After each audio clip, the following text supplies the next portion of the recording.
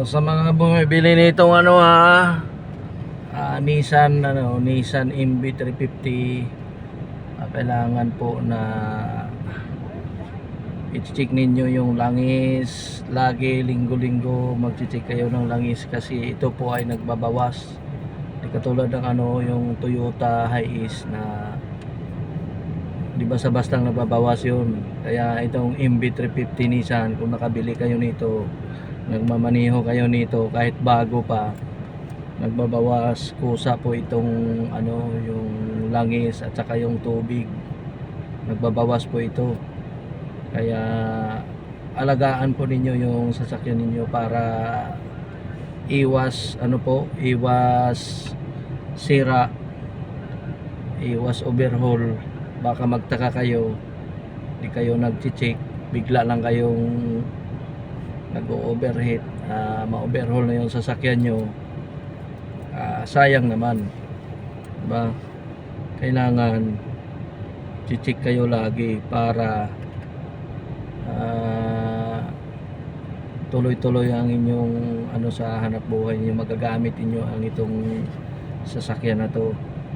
Pinaka-importante yung langis.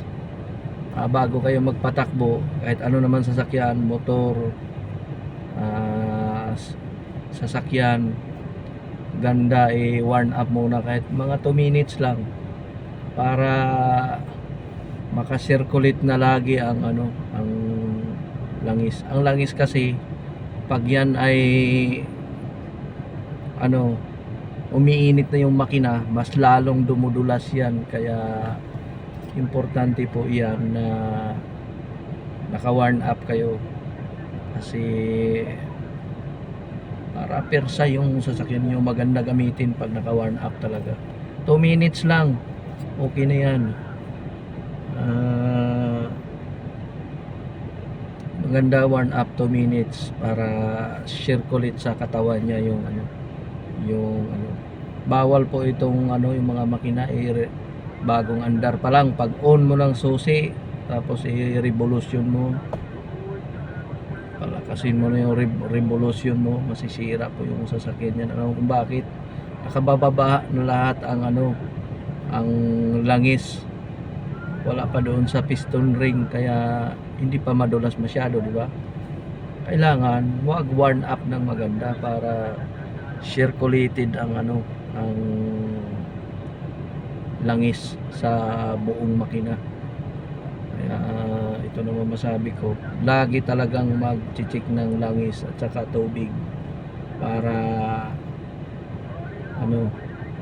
kilo ang takbo ninyo. Kahit araw-arawin ba ninyo to gagamitin, basta check lang lagi ng langis lagi, para langis, tubig, para maganda pagka gamit. Ngayon lang sa inyo.